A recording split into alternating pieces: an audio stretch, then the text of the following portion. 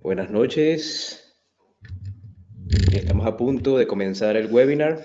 Eh, ¿Se escucha bien? Pueden chatear en la plataforma de GoToWebinar. Vamos a esperar un poco a que se ingresen más asistentes.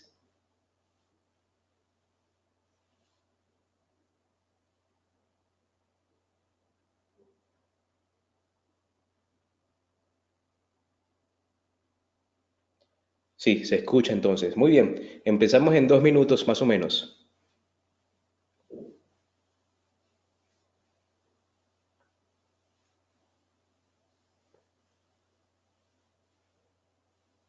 Muchas gracias, Griselda.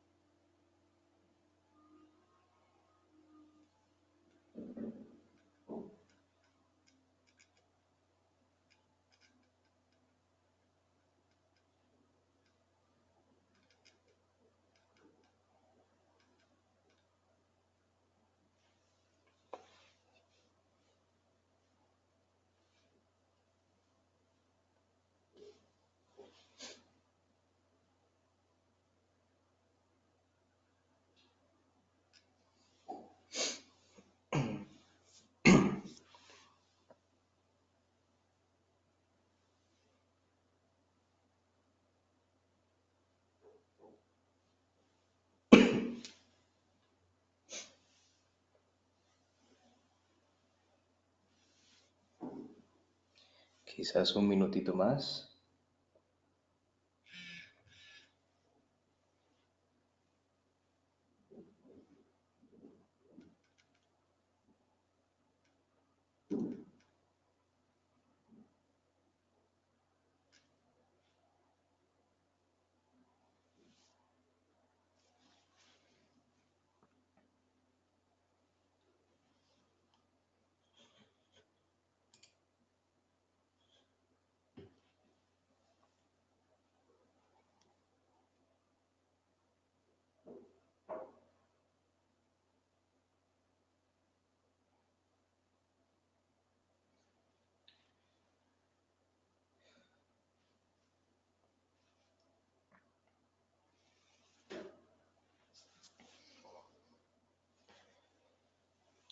Muy bien, entonces vamos a empezar con la sesión. Bienvenidos todos al webinar de aplicaciones estructurales con SolidWorks Simulation. De verdad, muy agradecido de que estén por acá en este momento.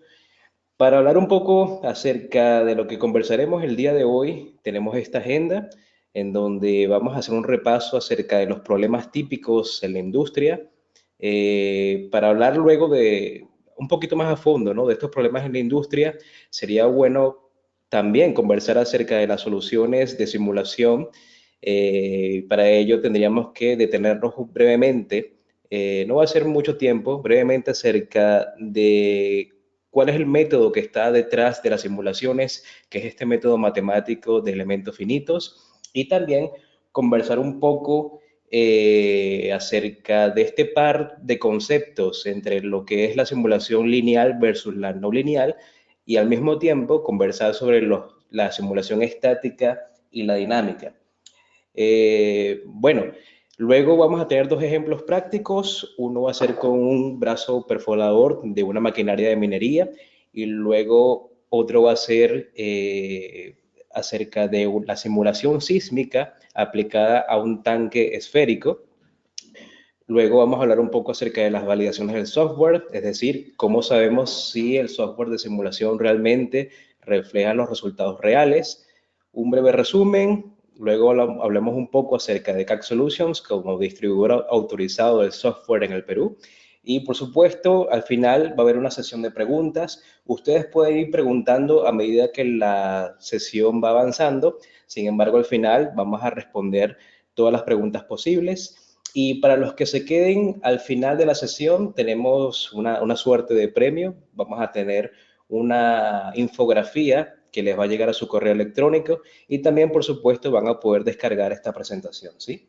Entonces, antes de empezar, sí me gustaría contar un poco con la ayuda de los asistentes porque tengo pensado pasarles una pequeña encuesta.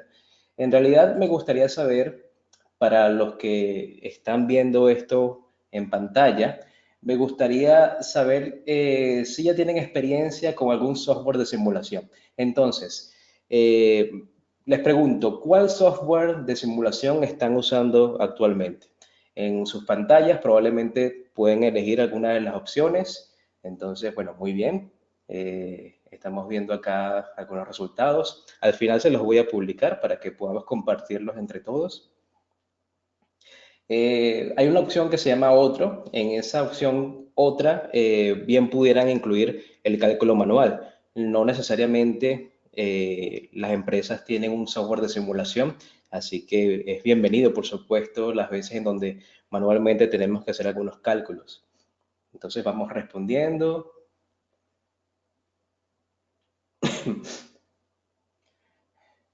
Viendo por acá algunos mensajes. Buenas noches, Alberto. Bienvenido. Gracias por tu aporte, Cristóbal.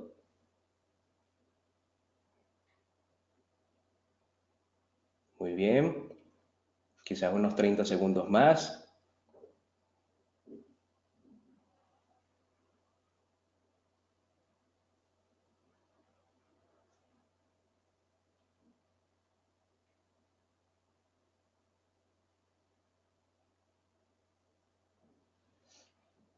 Ok, entonces creo que ya estamos más o menos todos participando.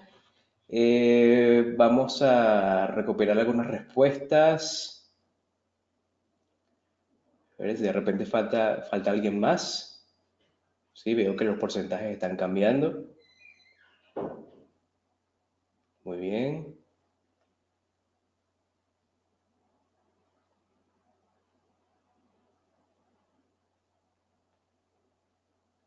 Bien, entonces vamos a dar por finalizada la votación. Voy a cerrar esto por acá un segundo. Son resultados bien interesantes. Vamos a compartirlos con ustedes. Eh, bueno, gratamente recibo acá como resultados que el 55% de los asistentes a este webinar realizan simulaciones con SolidWorks Simulation, lo cual es bastante positivo. Luego tenemos un 25% con otra clase de software, probablemente sea un software, probablemente sea el cálculo manual, bien sea otro software o bien sea el cálculo manual. Vamos a ver que SolidWorks Simulation tiene algunas alternativas muy positivas para ustedes y otro 10%, por supuesto, con ANSYS, ¿no? Entonces vamos a ocultar esto, está interesante este resultado. Y entonces empezamos. Me permito presentarme, mi nombre es Salvador Zuniaga, soy ingeniero mecánico, egresado de la Universidad Simón Bolívar en Venezuela. También tengo un posgrado en gerencia de operaciones y producción de la Universidad Rafael Belloso Chacín.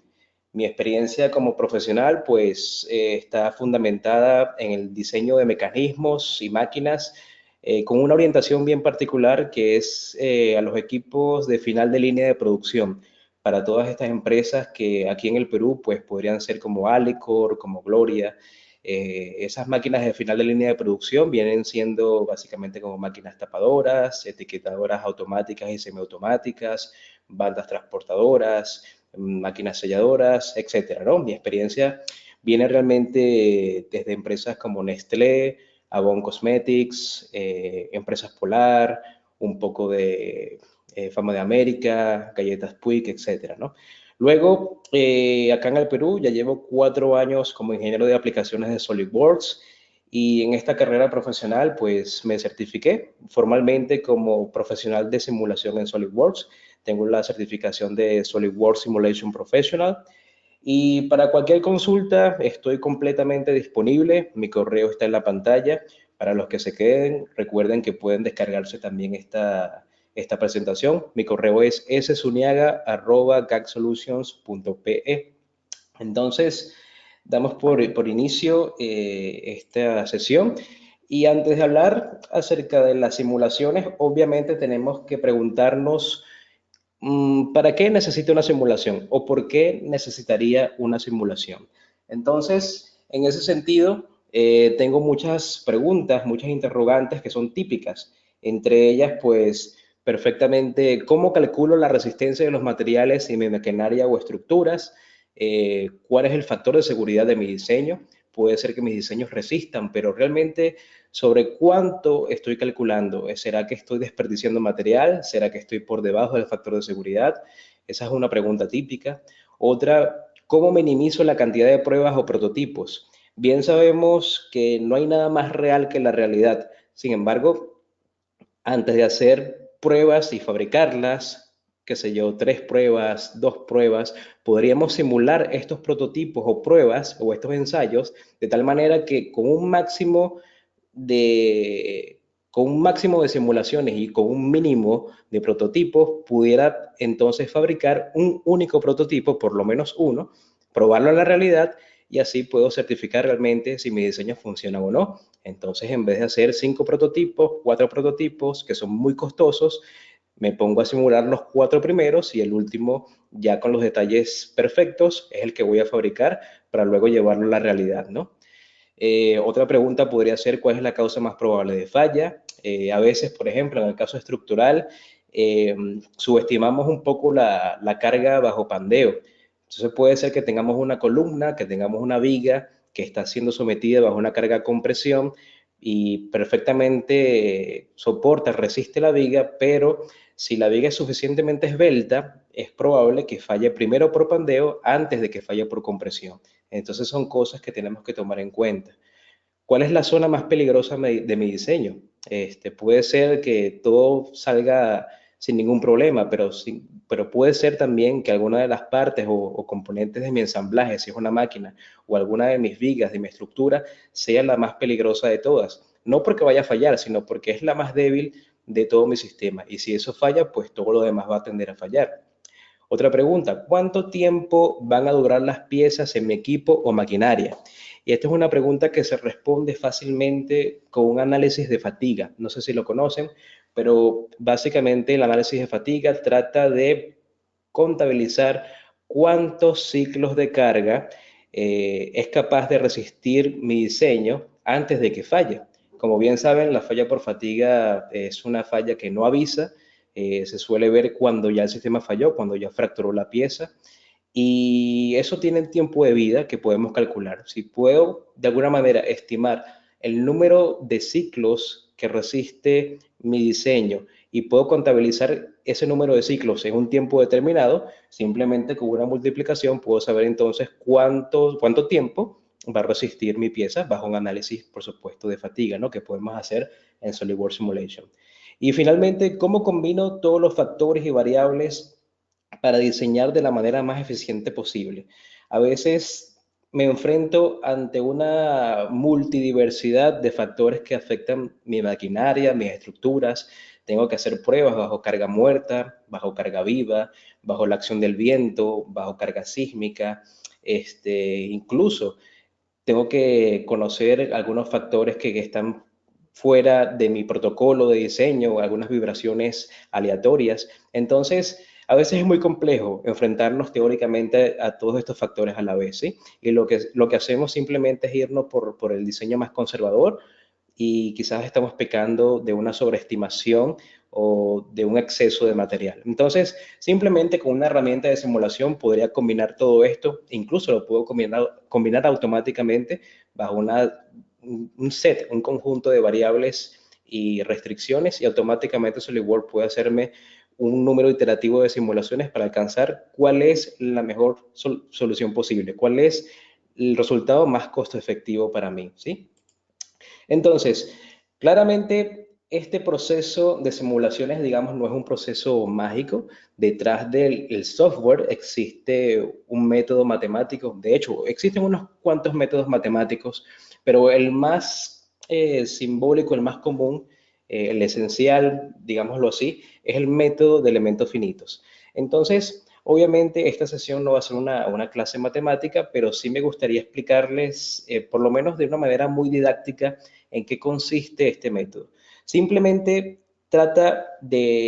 se trata de dividir una pieza compleja en pequeños elementos un poco más razonables al momento de resolverlos. Nosotros tomamos una geometría que puede ser tridimensional y que puede ser muy compleja de analizar teóricamente e incluso muy compleja de analizar a través de planos en vistas en XY, YZ, ZX. Y lo que hacemos es dividir esta geometría compleja en pequeñísimos pero finitos elementos que concentran en sus vértices. Estos elementos típicamente pueden ser triángulos o tetraedros, pero estos triángulos o tetraedros que tomamos por elementos tienen en sus vértices un conjunto de ecuaciones. Esos vértices los llamamos nodos y esos nodos concentran a su vez un conjunto de ecuaciones diferenciales. Para los que entendemos un poquito de cálculo, las ecuaciones diferenciales pues son ecuaciones un poquito más complejas que las que hemos visto quizás en el colegio, y esas ecuaciones diferenciales me van a determinar todas las propiedades mecánicas y los grados de libertad de ese nodo en particular.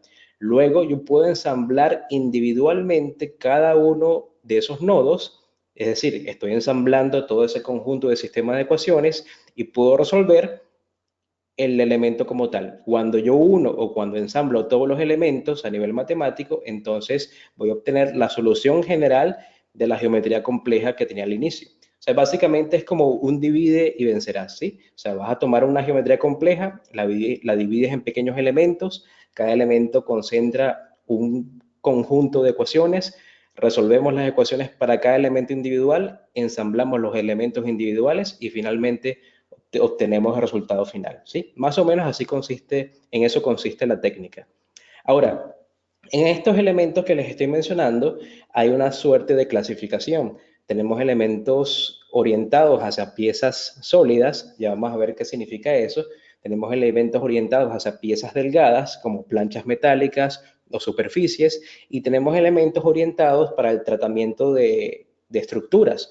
Entonces, ¿qué es una pieza sólida para empezar? Una pieza sólida en el contexto del CAD, en el contexto del diseño asistido por computador, es una pieza que tiene las tres dimensiones significativas: el ancho, el alto y la profundidad. Por ejemplo, esta pieza que estamos viendo en pantalla tiene un espesor significativo, tiene un ancho y tiene una altura. Si nosotros intentásemos modelar esto teóricamente, sería un poco complicado. Para eso recurrimos a un modelo de elementos finitos en donde discretizamos o dividimos con pequeños elementos, en este caso tetraedros, esta geometría sólida y resolvemos individualmente para luego conseguir la solución general. En el caso de las piezas sólidas, como vemos en pantalla, la forma más ideal de dividirlas es con tetraedros. Esta geometría que estamos viendo en pantalla, que parece como una pirámide, pero se diferencia de las pirámides justamente porque todas las caras son triangulares. Estos tetraedros son los que dividen la geometría. Lo que vemos en la superficie aparentemente son triángulos, pero en el fondo son las caras de un tetraedro. Y cada uno de estos tetraedros, como les había comentado, tiene unos nodos, que son los puntos rojos que vemos en pantalla, y esos nodos concentran los grados de libertad y las ecuaciones que rigen las propiedades mecánicas del material, ¿sí? Entonces tengo tetraedros de primer orden, de segundo orden, para ajustarse un poco mejor a las curvaturas. Y luego también tenemos otra clase de elementos especialmente orientados para planchas metálicas, superficies o para cualquier diseño cuyo digamos, enfoque es que dos dimensiones sean significativas y la tercera dimensión no lo sea tanto. En este caso, pues observamos que el espesor, típicamente en las planchas metálicas, no es tan importante o digamos es significativamente menor que las otras dos dimensiones y por lo tanto tengo una clase de elemento un poquito mejor que el tetraedro. En este caso, análogamente al tetraedro, tengo un triángulo. Y por lo mismo, el triángulo también puede ser de primer orden, segundo orden, y a través de estos elementos es que yo divido o discretizo la geometría delgada.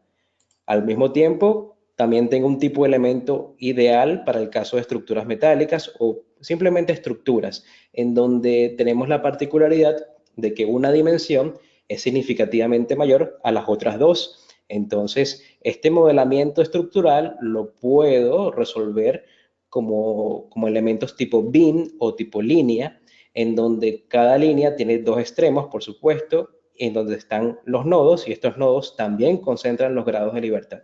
Ahora, cuando pasamos este elemento o este diseño estructural y lo convertimos a un modelo de elementos finitos y lo convertimos en líneas, la información de la sección transversal de la viga no se pierde, sino que queda almacenada automáticamente dentro del software, específicamente en la matriz de rigidez del sistema.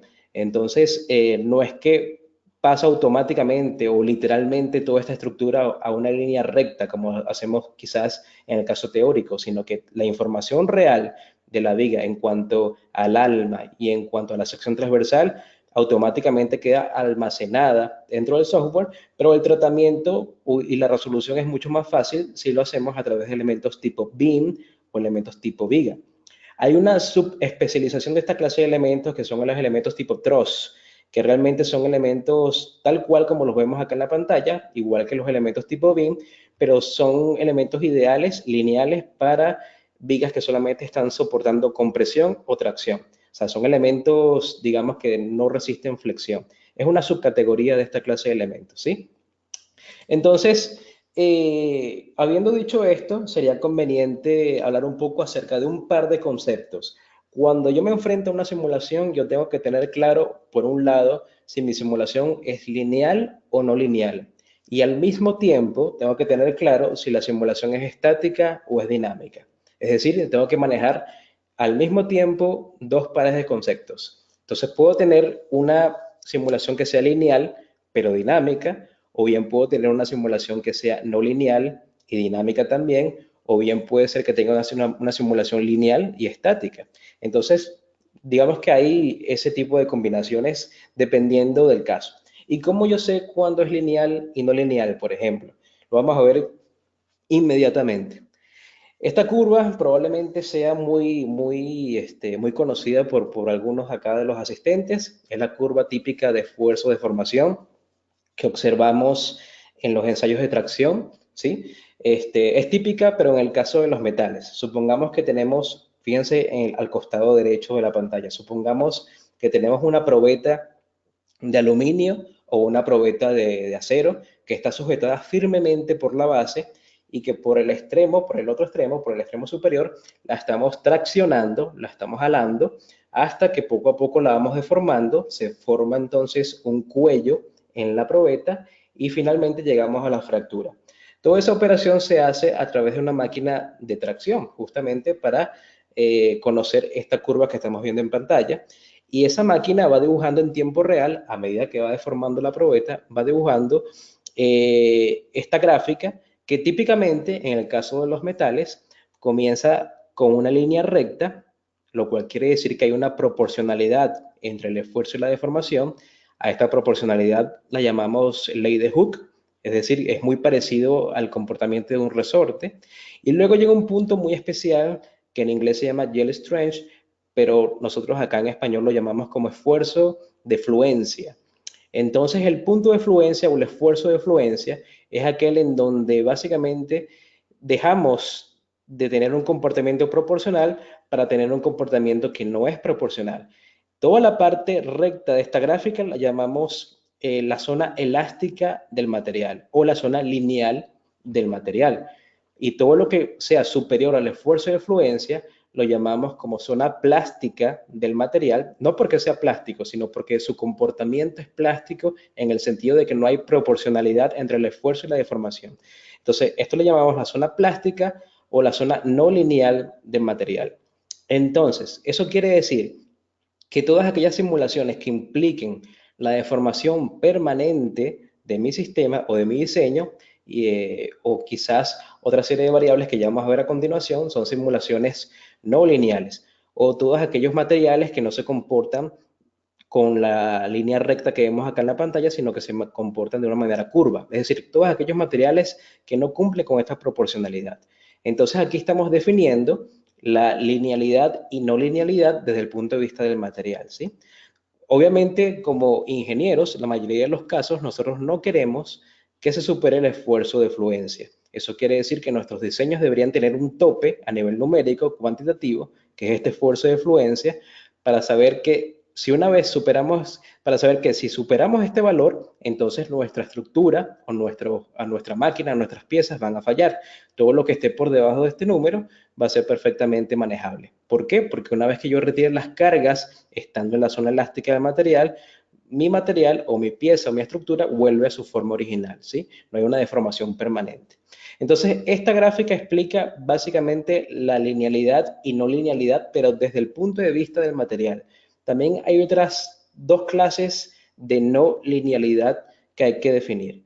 Por ejemplo, supongamos que tenemos un caso en donde dos piezas están en contacto y ese contacto, a través de las cargas y solicitaciones que estamos aplicando, varía en función del tiempo. Supongamos el caso, por ejemplo, lo que vemos en pantalla, que son dos engranajes que están teniendo un contacto en sus dientes. Entonces, en un momento dado, tienen un acercamiento, como el que podemos ver en la pantalla, pero apenas pasen 2 segundos o 5 segundos, ya el contacto cambió completamente. Entonces, esa variación del contacto a través de la geometría y a través del tiempo hace que la simulación tampoco sea lineal. Es decir, cuando tengo variación en los contactos entre componentes, tengo una simulación o me debo enfrentar a una simulación no lineal, ¿sí?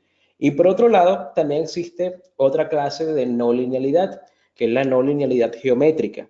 Entonces, supongamos un caso en donde tengo esta cinta, puede ser una cinta de un material metálico, en donde aplicándole apenas una fuerza muy pequeña, obviamente no lo voy a deformar permanentemente, pero aplicándole una pequeña fuerza yo puedo lograr que su desplazamiento sea muy significativo con relación a la geometría original. Cuando yo tengo desplazamientos muy grandes en función de fuerzas muy pequeñas, y eso es, ¿cómo determino que un desplazamiento es grande? Bueno, en función del el tamaño original de la pieza. Si el desplazamiento es muy grande y no superó la fluencia, a pesar de que no supere el esfuerzo de fluencia, también estoy consiguiendo una no linealidad. Entonces, tenemos una no linealidad material, tenemos una no linealidad a nivel de contactos y tenemos una no linealidad geométrica. Cualquiera de las tres nos harían enfrentarnos a una simulación no lineal, ¿sí? Ahora, nos queda el otro par de contactos, que era lo estático versus lo dinámico. Entonces, en pantalla tenemos la ecuación general de movimiento.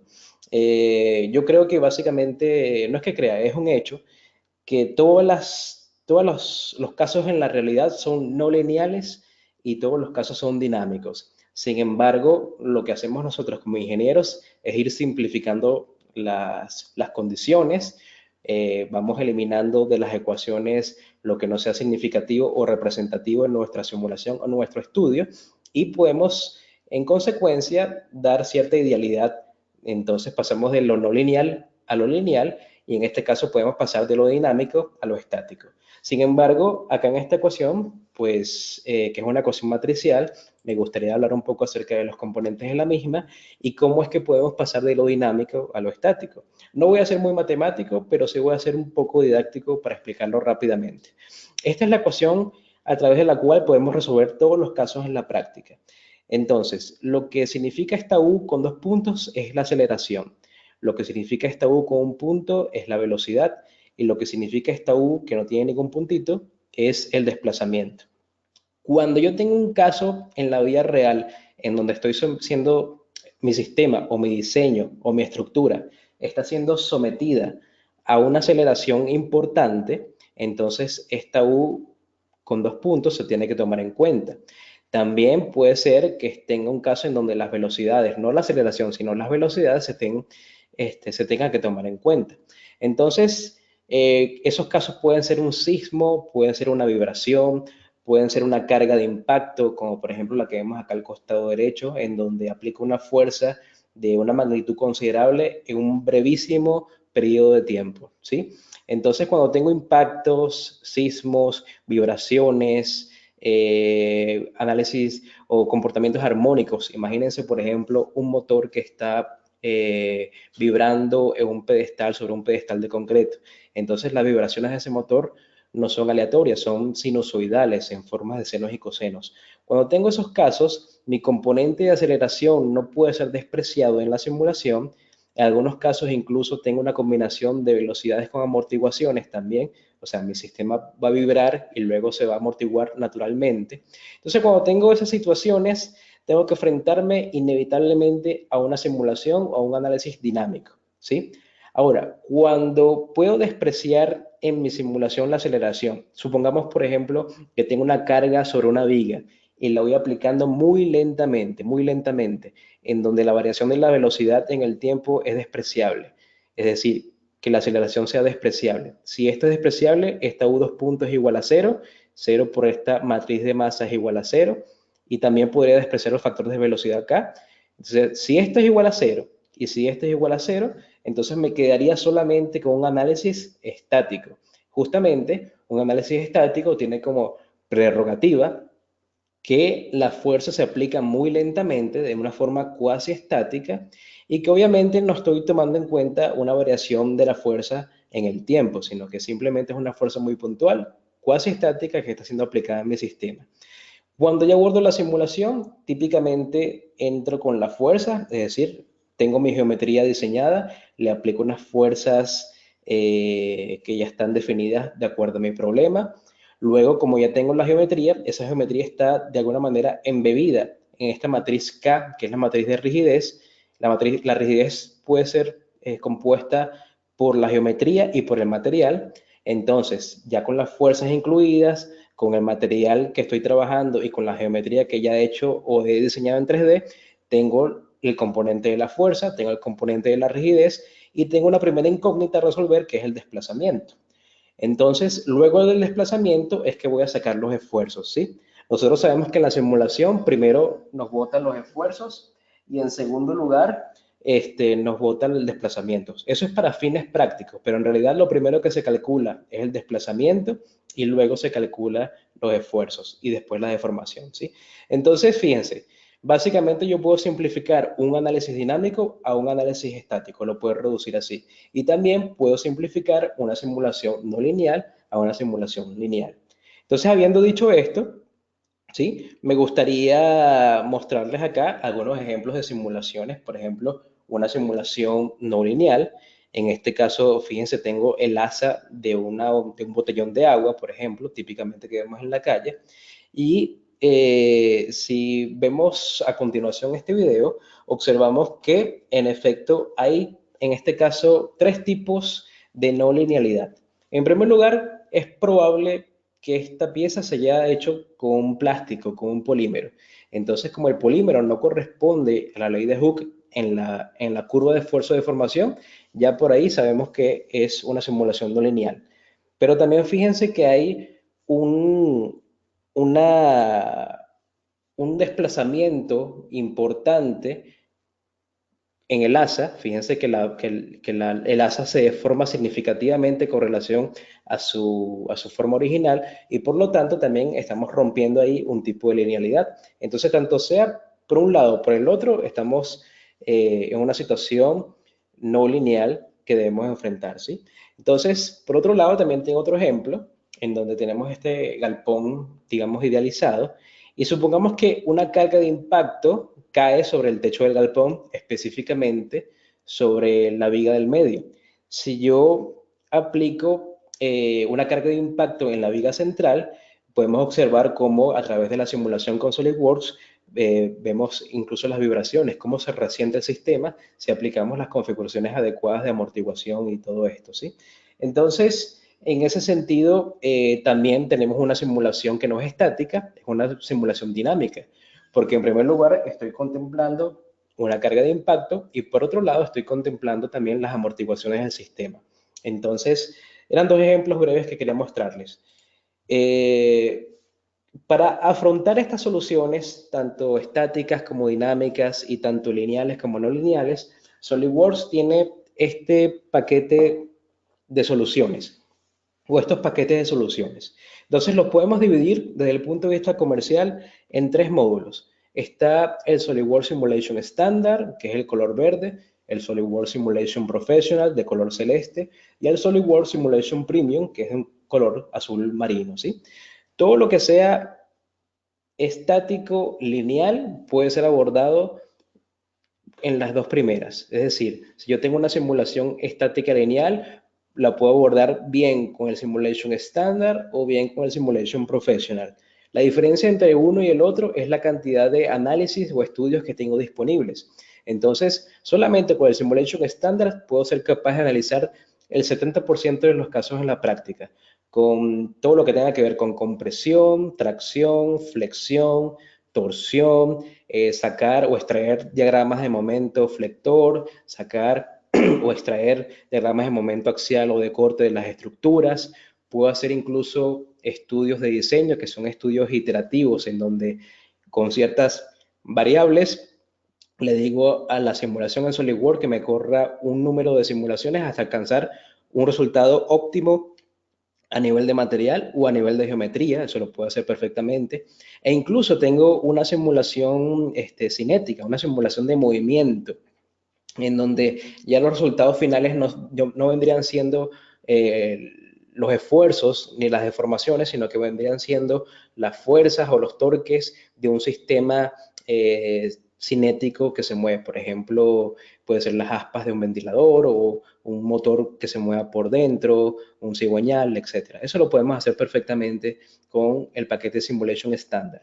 Con el paquete Simulation Professional incluimos todo lo anterior y además tengo otra clase de análisis. Tengo análisis, por ejemplo, de pandeo, tengo análisis de frecuencia, tengo análisis de simulación térmica, es decir, puedo hacer análisis de transferencia de calor desde el punto de vista de la conducción, convección y radiación.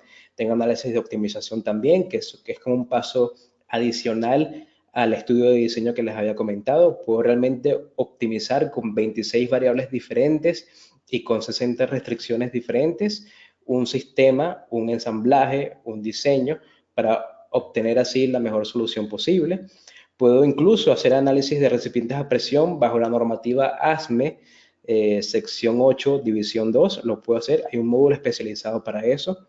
Análisis de caída, análisis de submodelado, en donde puedo concentrarme en la simulación de un subensamblaje dentro de un ensamblaje global y otras herramientas de productividad como soldadura por puntos, soldadura, un cordón de soldadura también lo puedo simular, todo esto.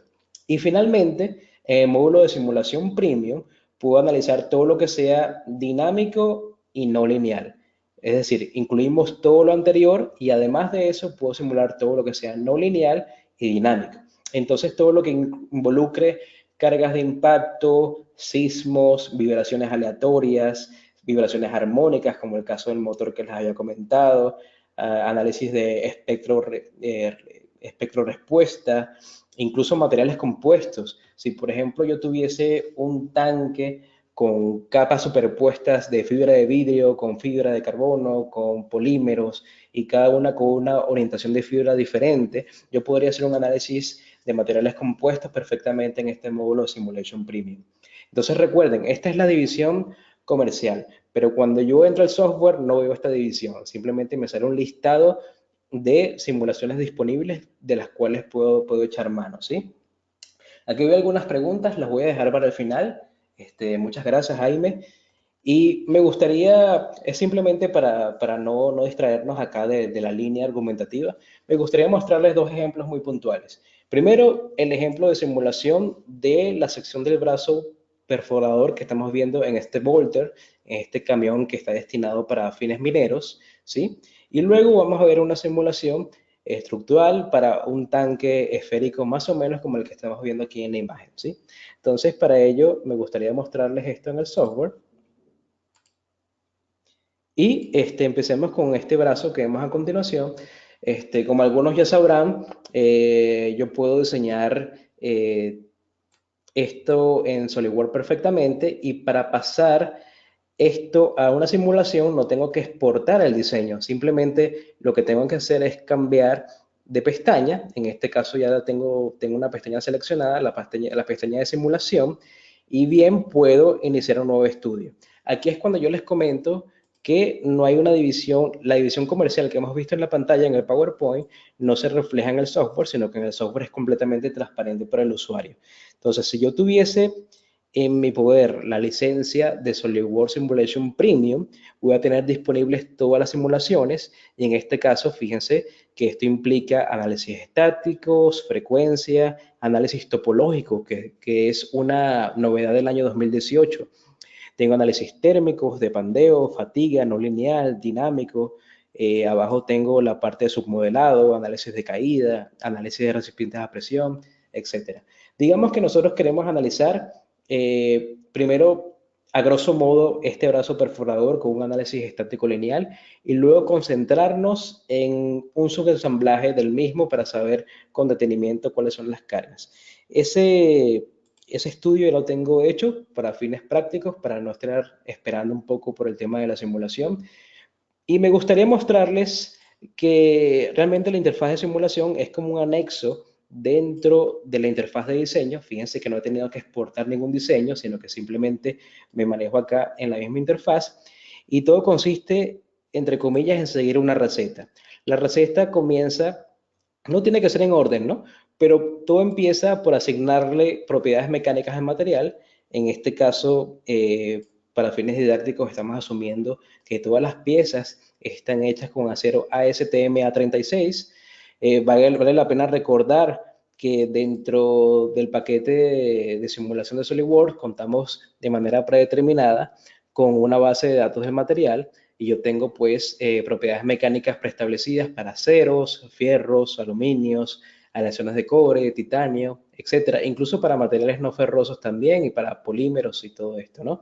Entonces, típicamente yo puedo elegir cualquier material y de manera inmediata se me reflejan las propiedades mecánicas que necesito realmente para mi simulación.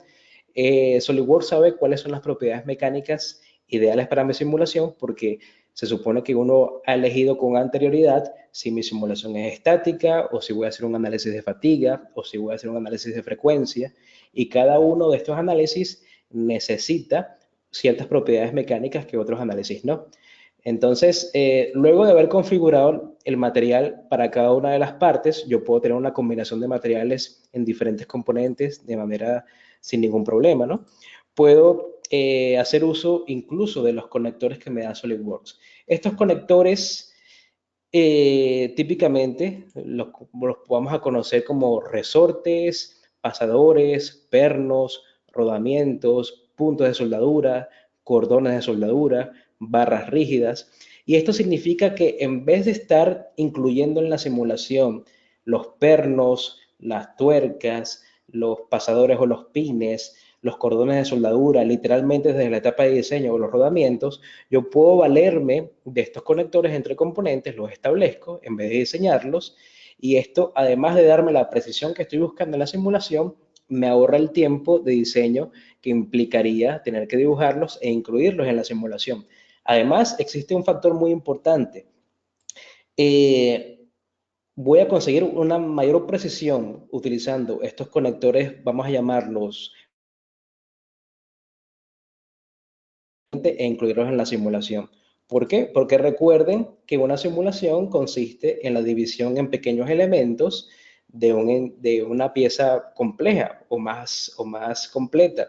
Y eso significa que si yo incluyo los pernos o los pasadores o los rodamientos, etcétera, en la simulación, realmente voy a tener más elementos en la misma, con más ecuaciones, y el tiempo de resolución va a ser mucho más largo. Y no solamente eso, es posible que simplemente por cuestiones inherentes al método se me concentre un esfuerzo en alguno de estos conectores, cuando en realidad mi preocupación no es el conector, sino que mi preocupación viene siendo, en este caso, mi brazo perforador completo.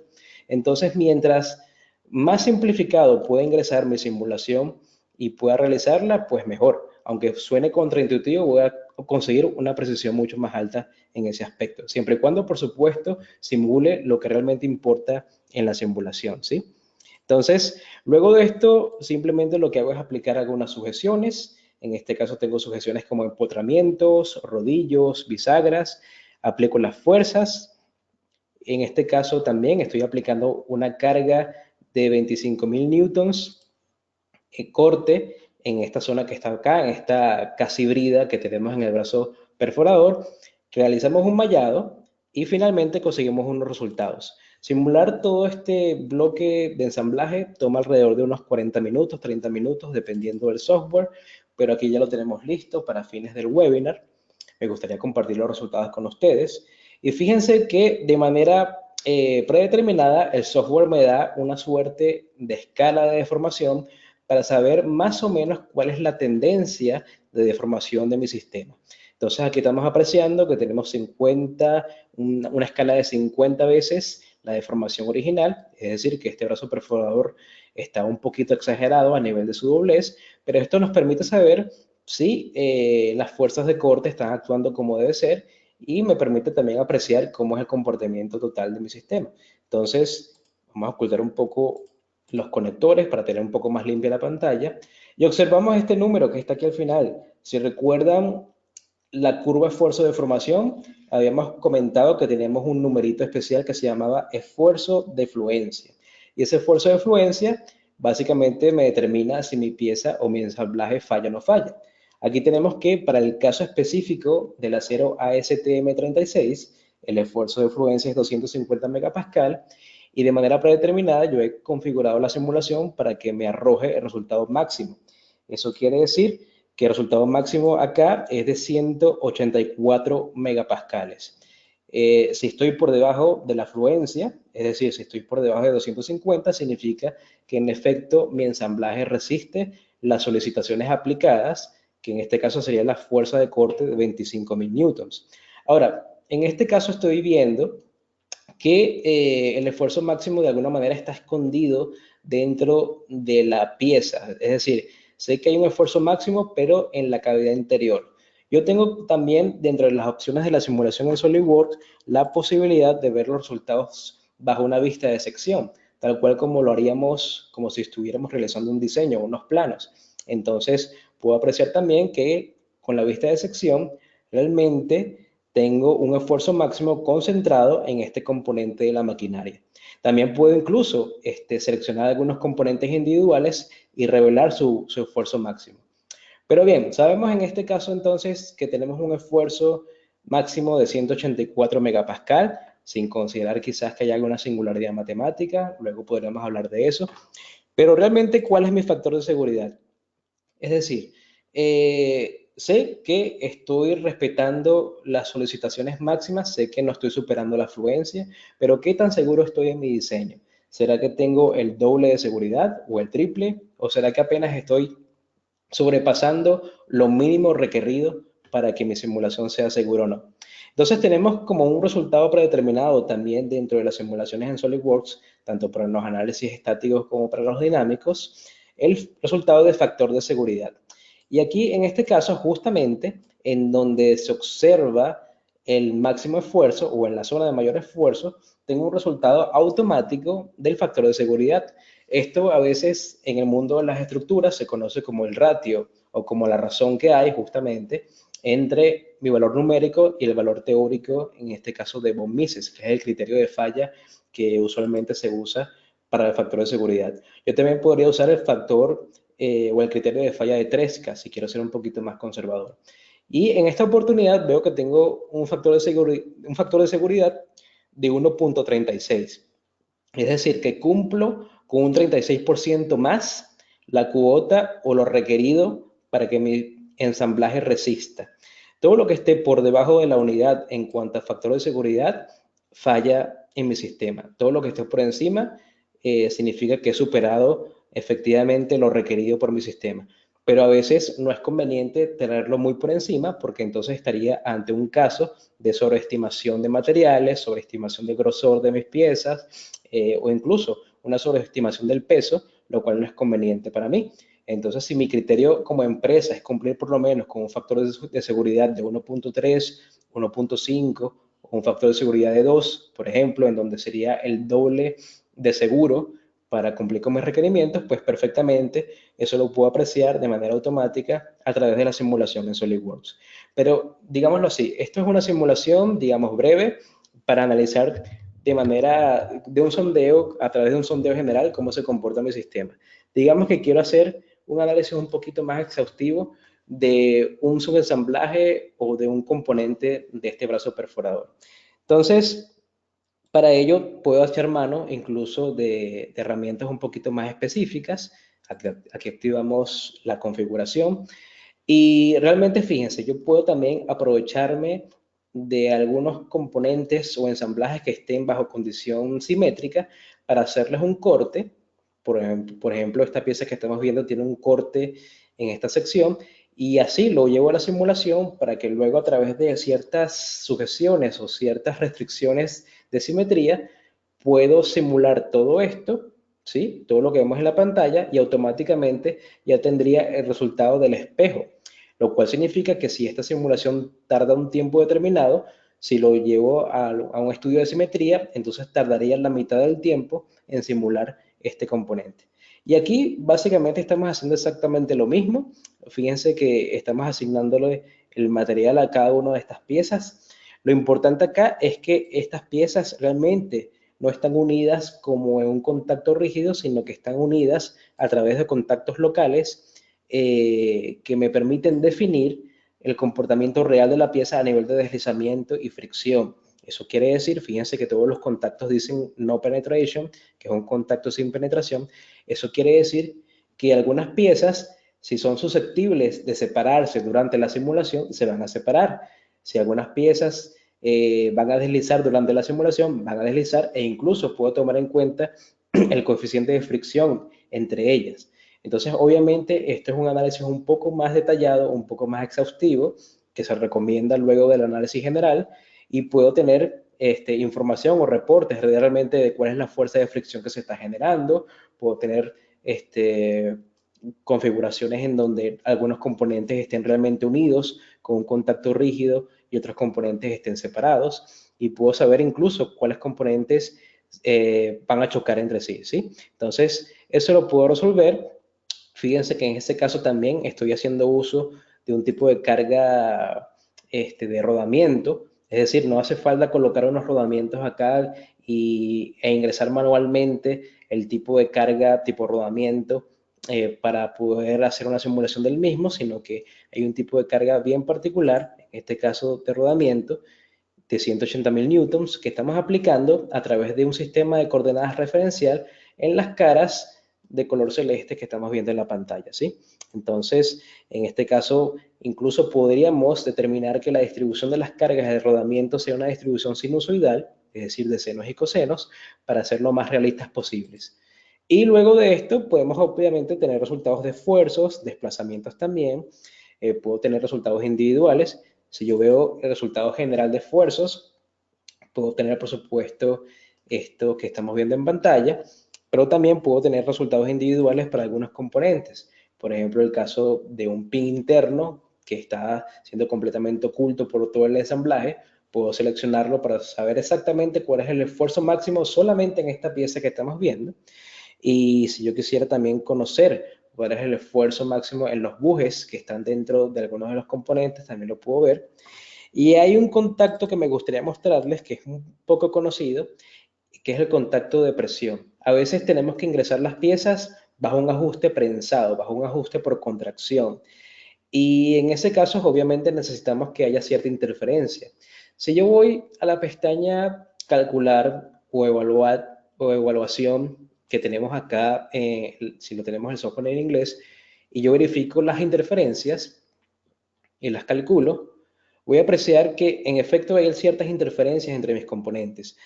Esto no es una parte exclusiva de la simulación, esto es una herramienta que ya está dentro de las pestañas de diseño. Entonces veo que hay ciertas interferencias dentro de algunos de los componentes porque obviamente siendo este caso un buje y esta pieza tipo orejas o tipo asada, sí, como una especie de pieza de izamiento que estamos incluyendo acá en el componente amarillo, esas piezas entran por presión Y en ese contacto, en esa interfaz entre ambas piezas se genera obviamente una presión de contacto. Esa presión de contacto solo es posible a través de un diseño que contemple ciertas interferencias y ciertas tolerancias entre componentes. Y cuando yo voy a los resultados y elijo esta presión de contacto que está aquí al final de todos los tipos de resultados que puedo obtener, yo puedo incluso saber con detenimiento y con una gráfica vectorial cuáles son los contactos a nivel de presión que se están ejerciendo ahí, cosa que es muy difícil de saber bajo otro tipo de simulaciones. Y si yo me acerco lo suficiente, fíjense que tengo los vectores de presión, los vectores del contacto, y si yo quisiera también puedo obtener la magnitud de los mismos. Y en este caso, siendo el contacto o la unidad de presión tal cual como la unidad de esfuerzo, en este caso pascales o megapascales, podría saber si mi pieza falla o no falla, ¿sí? En este caso, creo que sí falla porque llega a unos 400 megapascales. Ahora, todo esto es un análisis enfocado quizás al manejo de maquinaria o al diseño de prototipos de maquinaria. Pero ¿qué pasaría si tengo un análisis estructural? ¿Y qué pasaría si además de un análisis estructural tengo una solicitación que no es estática, sino dinámica? Entonces, bueno, para ese caso he preparado una simulación en este tanque esférico, como les había prometido, y voy a hacer una simulación sísmica. Vamos a ver un poco acerca de cómo puedo incluir unos parámetros sísmicos dentro de la simulación en SolidWorks. Entonces, lo primero que podemos apreciar también, así como corolario, es que no solamente puedo hacer análisis en elementos sólidos, sino también en superficies. Yo puedo convertir una pieza sólida en superficies, en capas superficiales, lo cual va a hacer que mi mallado sea triangular en vez de tetraédrico, y eso va a conseguir que mi simulación sea completamente más eficiente, sea más rápida, ¿sí? Entonces, eso por un lado. Fíjense que también tengo la combinación de elementos estructurales con elementos superficiales. Eso es una gran ventaja dentro de la simulación en SolidWorks. Yo puedo simular simultáneamente elementos sólidos con elementos superficiales o chapas y elementos tipo estructurales o BIM. Ahora, lo que quería mostrarles es que yo puedo ingresar tal cual como hemos ingresado materiales, conexiones, sujeciones y cargas, yo puedo ingresar una carga dinámica o sísmica, en este caso, a mi simulación. Quiero mostrárselas brevemente. En este caso es una carga de aceleraciones y en general es esta carga sísmica que estamos viendo en la pantalla. Yo puedo obtener esta gráfica bien sea de manera experimental a través de un acelerómetro, ¿sí? Que podamos colocar directamente en la estructura o en mi maquinaria, o bien puedo ingresar a una data que ya está en internet y la puedo introducir al sistema en un formato TXT. O sea, si yo tengo la data en un archivo de texto TXT o si lo tuviese en 2 columnas en Excel, yo puedo literalmente copiar y pegar esa data desde Excel o desde ese archivo TXT a estas casillas y voy a tener básicamente el dibujo de la misma curva, ¿sí? Esta data puede ser de desplazamientos, velocidades o aceleraciones. Luego de esto, estipulo más o menos cuál es su correspondiente proporcional en gravedad, teniendo la gravedad como patrón, y puedo realizar la simulación. En este caso no tomé en cuenta sí tomé en cuenta una amortiguación. Quiero mostrarles que tengo dos tipos de amortiguación, una desde el punto de vista de la amortiguación modal y otra desde el punto de vista de la amortiguación de Rayleigh. Digamos que estos coeficientes varían desde el 1 al 3%, entonces eso lo podríamos discutir para otra ocasión, pero quería mostrarles el resultado, que ya no es un resultado estático, sino un resultado dinámico. Fíjense, vamos a repasar un poco la curva sísmica, se las voy a mostrar brevemente otra vez. Fíjense cómo es la naturaleza o la fenomenología de la curva. Comienzo muy lentamente, luego tengo unos picos en la amplitud, los cuales se van atenuando, se atenúa un poco y llego más o menos a un estado de vibración más o menos homogéneo, que vamos a ver representados perfectamente en la simulación. Cuando yo corro la simulación y puedo animar entonces, como ya sabemos, las simulaciones dentro de SolidWorks, vamos a obtener un comportamiento que se parece justamente al de la curva. Fíjense, comienza lentamente, luego la vibración llega a un pico de amplitud máximo y luego se va atenuando poco a poco, ¿sí? Entonces, Aquí cuando finalice el tiempo podemos incluso volver a repetir la animación. Este tipo de resultado es un análisis dinámico hecho en el módulo de simulación premium. Recuerden que la simulación premium es aquella que es capaz de analizar temas dinámicos y temas sísmicos también, ¿sí? Entonces, acá bajamos un poco la velocidad y podemos apreciar lentamente cómo es el comportamiento del sistema. Si yo analizo este tanque desde el punto de vista estático, claramente voy a tener un factor de seguridad mucho más alto que si lo analizara desde el punto de vista dinámico. Entonces, en ocasiones lo que hacemos es sobredimensionar la estructura para que resista los sismos, pero realmente no es la manera más eficiente de hacerlo. Yo puedo contar con un análisis dinámico que realmente me arroje los resultados finales. En este caso en particular, es muy probable que llegue la fluencia del material, ¿sí? Es muy probable que haya superado este esfuerzo de fluencia de 350 megapascal en mi estructura. Lo podría determinar, pero básicamente ya lo podemos apreciar simplemente con esta gráfica. Entonces, me gustaría hablar un poco acerca de cuáles son las normas que rigen este software. No solamente este software, sino cómo sabemos que estos software de simulación nos dicen la verdad. ¿Cómo sabemos que los resultados numéricos a través de la simulación corresponden con los resultados reales? Realmente, en la simulación en SolidWorks podemos cumplir con tres normas internacionales. La primera es la guía, o sea, es la norma que se basa en la AFNOR, que es la Asociación Francesa de Normalización. Recuerden que SolidWorks viene de una corporación francesa que se llama Dassault Systèmes, y pues dentro de Francia existe una normativa específicamente orientada hacia los softwares de simulación, tanto de fluidos como estructurales, y también para inyección de plástico, en donde hay que cumplir con esas normativas de AFNOR. Pero a nivel internacional también cumplimos con la norma ISO 10211-2007, ¿sí? Cumplimos con esa normativa ISO, y al mismo tiempo también cumplimos con la NAFEMS, que yo creo que es lo más importante porque es la Asociación Internacional para Modelado de Ingeniería, Análisis y Simulación. Entonces, todos los software que ustedes ven en el mercado deberían cumplir por lo menos con NAFEMS, ¿sí? En esto cae SolidWorks perfectamente.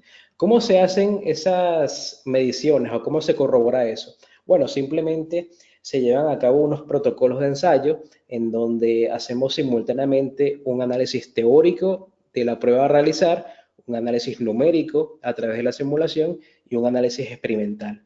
Entonces, cada uno de esos análisis tiene una curva de resultados y las tres curvas deberían coincidir por lo menos en un 98%. Cuando esas curvas coinciden en un 98%, podríamos decir que la simulación experimental es muy cercana a la simulación numérica y es muy cercana a la simulación teórica, y por lo tanto podemos validar el software como una herramienta que me puede predecir los resultados en la vida real, ¿sí? Y luego, bueno, simplemente nos queda un pequeño resumen de lo que hemos visto.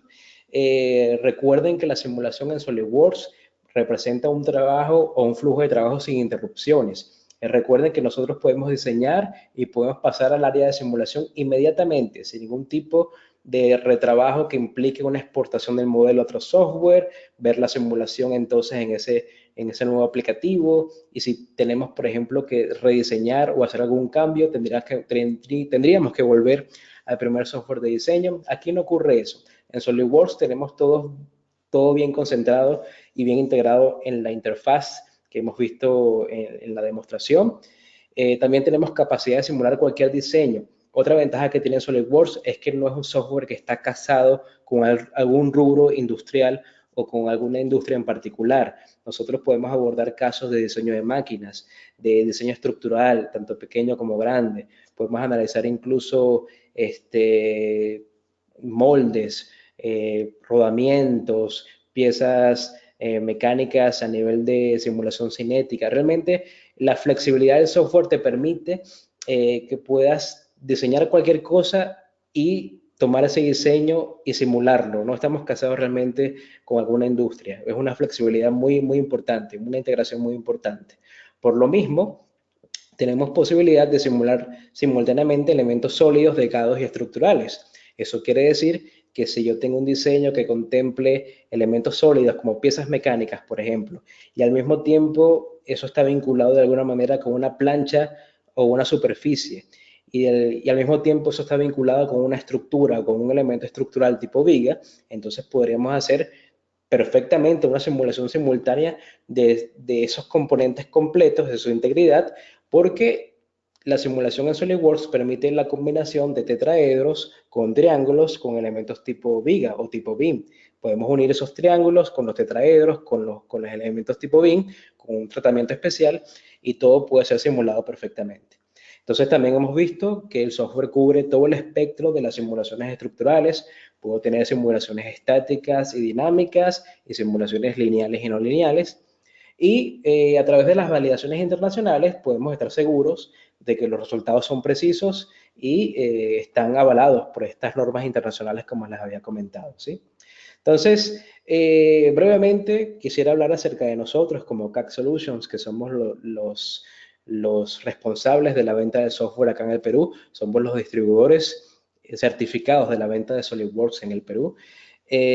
Nosotros pues no solamente nos encargamos de la venta del software, sino que estamos compelidos a dar el mejor soporte técnico posible.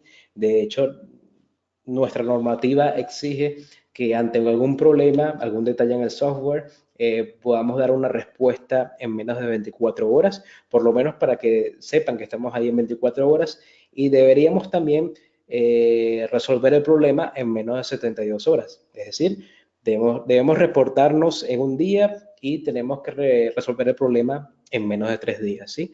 Es básicamente nuestra ética de trabajo como soporte técnico. Además de la venta del software, brindamos capacitaciones, damos cursos de diseño en SolidWorks y simulación también. Están perfectamente bienvenidos a escribir un correo si están interesados en esto. Y con la venta de los software, o con la venta original del mismo, quiero que sepan que tienen la oportunidad de certificarse internacionalmente a través de 2 certificados. Cuando ustedes compran SolidWorks, esa licencia de SolidWorks original les viene con la oportunidad de dar 2 exámenes. Uno es el CSWA y el otro es CSWP. El primero está orientado a la simulación, es el Certified SolidWorks Associate, que es el diseño asociado, o usuario certificado de SolidWorks asociado, y el otro es el usuario de SolidWorks profesional a nivel de diseño. Ambas son a nivel de diseño. La primera es como diseño básico intermedio y la segunda es de diseño profesional. Estos certificados son avalados no solamente en el Perú, sino que son internacionales. Cualquier persona que tenga estos certificados es reconocida como un usuario que sabe diseñar en SolidWorks. Entonces tenemos más de 10 años en el mercado también, sería bueno comentar eso. Tenemos amplia experiencia con una diversidad de clientes. Y cualquier información, pues están también bienvenidos a través de la licencia a participar en la página mysolidworks.com, en donde van a tener acceso a cursos en línea, quizás cosas que incluso no podamos darles a nosotros, lo van a ver en esa página, van a tener acceso a foros en donde van a poder conversar con otros usuarios. Recordemos que SolidWorks tiene más de 3 millones de usuarios en el mundo, así que van a tener realmente una oportunidad grandiosa de poder comunicarse con demás personas. Y además de eso, hay un banco de diseños en donde si hay alguna pieza que es repetitiva, que se usa con mucha frecuencia en la práctica, es posible que dentro de las bibliotecas que ya tiene la página de MySolidWorks la puedan conseguir. Bujes, rodamientos, pernerías, tanques, bombas, componentes eléctricos, todo eso que es más o menos estandarizado y que los diseños son más o menos repetitivos, lo podemos encontrar perfectamente, ¿sí? En la página de mysolidworks.com. Entonces, como les había prometido, vamos a dar un espacio para las preguntas. Me gustaría echarles un vistazo. Me preguntan por acá, los impactos por explosiones. Me preguntan, ¿los impactos por explosiones a qué tipo de factor pertenece? ¿Aceleración, velocidad o desplazamiento? Mira, los impactos, independientemente de que sean explosiones o no, implican una onda de choque. Entonces, esa onda de choque obviamente es una onda mecánica que se traduce en una presión intensa durante un breve periodo de tiempo. Por lo tanto, en ese momento estaríamos hablando de una simulación dinámica. Ahora, yo puedo simular en SolidWorks el impacto o la onda de choque a través de una presión colocada, digamos, en la periferia o en la superficie de mis componentes y puedo perfectamente simular el comportamiento dinámico ahí. Pero si te refieres a una explosión en donde estamos hablando de voladura, por ejemplo, en el caso de minas, en donde quiero observar la fractura del material, pues quiero comentarte que eso no lo hacemos con el método de elementos finitos. Hasta ahí no llega SolidWorks porque recordemos que SolidWorks trabaja el método de elementos finitos. Las explosiones o las fracturas o las partículas se ven a través de softwares que manejan método de elementos discretos. Es decir, todo lo que implique fracturas o filtrado de partículas o división de una pieza en pequeños elementos, eso es un método matemático diferente, el método de elementos discretos. ¿Sí? A ver, otra pregunta. Eh, Vamos a ver, esta, esta pregunta ya la leímos. Me dicen acá, las instalaciones petroleras, ¿con qué paquetes de SolidWorks se hacen las simulaciones y qué tipo de simulaciones se pueden hacer? Una pregunta muy interesante. Fíjense, dependiendo del tipo de análisis, yo puedo abordar algunos casos petroleros u otros. Si quiero hacer la simulación de un balancín o de una bomba extractiva petrolera, lo puedo hacer perfectamente con un análisis de movimiento en SolidWorks, el cual me va a reportar cuáles son las cargas dinámicas del balancín y luego esas cargas que están convertidas básicamente en fuerzas, las podría llevar al análisis de simulación estructural para obtener los resultados que hemos visto en la demostración. Esfuerzos, desplazamientos, deformaciones. Hay un caso muy bonito que hemos hecho también con SolidWorks, que es el caso de hermeticidad dentro de una tubería de perforación petrolera. Entonces, ese caso de hermeticidad, fíjense que en la hermeticidad en apariencia no aparenta ser un caso de simulación, pero en efecto, para cumplir con ciertos patrones o ciertos requerimientos de hermeticidad, yo tengo que de alguna manera deformar permanentemente una pieza dentro de otra. Entonces eso se hace particularmente con una simulación no lineal, porque implica, primero, una superación del esfuerzo de fluencia. Estoy ya deformando permanentemente una tubería de manera interna para garantizar la sellabilidad. Y por otro lado, los contactos durante esa sellabilidad no son constantes en el tiempo, sino que varían en función de la avanzada de la tubería dentro del sello. Por lo tanto, ahí también estoy hablando de una simulación no lineal. Eso lo puedo hacer desde el punto de vista comercial con un SolidWorks Premium. ¿Sí? Veamos acá. Otra pregunta. Mm, ¿Tiene aplicaciones para simulación de flujo de fluidos? Sí. No se hacen con el módulo de simulación estructural. Tenemos un producto especializado para eso que se llama SolidWorks Flow Simulation. En el Flow Simulation podemos analizar perfectamente el comportamiento estrictamente del fluido. Entiéndase por fluido, viento o, bueno, perdón, gases o líquidos. Entonces, todo lo que tenga que ver con temperaturas, presiones, velocidades, viscosidad, densidad, turbulencia, incluso análisis de ruido como consecuencia de la turbulencia, análisis sónicos, subsónicos y supersónicos, análisis estacionarios o transitorios también. Todo eso lo podemos ver a través de una simulación de fluidos, pero con el módulo de Flow Simulation. Aprovechando la pregunta, quería comentarles que los resultados de la simulación de fluidos pueden ser anexados a la simulación estructural.